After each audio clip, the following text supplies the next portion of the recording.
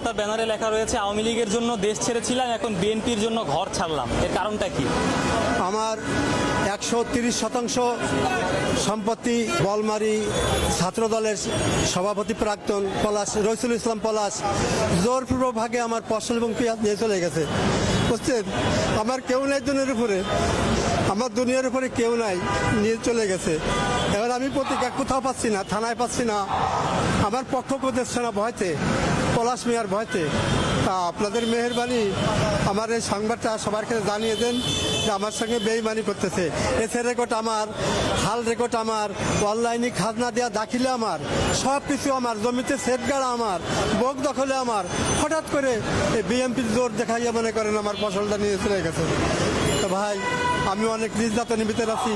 আমি ঘর থেকে বাড়ি ছাড়া, থানায় গেছি আমি জিডি করতে, থানার থেকে আমার জিডি নেয় নাই, থানাওয়ালা তার পক্ষে কথা বলে। থানা আমি কেস নিতে গেছি, আমার কাছে কাগজও আছে, থানাওয়ালা আমার কেস নেয় নাই বিএমপির ভয়ে। আমি এখন ঘর ছাড়া হয়ে গেছি ভাই, আমি এখন ঘর ছাড়া, আমার আর কেউ নাই দুনিয়ার উপরে। এখন রাস্তায় রাস্তায় ঘুরতেছি, আপনাদের সঙ্গে দেখা হলো, আপনারা কি করতে পারেন দেখেন ভাই। আমি এখন বড় অসহায় অবস্থায় আছি, আমার জমি জমা তো নিয়ে গেছেই, এবং ঘরের আমি থাকতে পারতেছি না, আমার মারামারি করতে লোক আছে। আমি জিডি করতে গেছি, আমার জিডি নেয় নাই থানার থেকে। আমি বড় অসহায় আছি ভাই, দেখেন ভাই কি পরিস্থিতি আমার।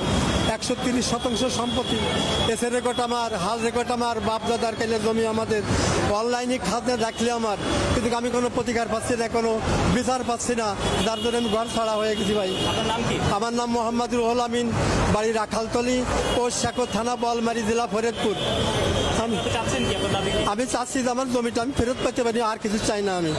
আমি অসহায় গরিব মানুষ।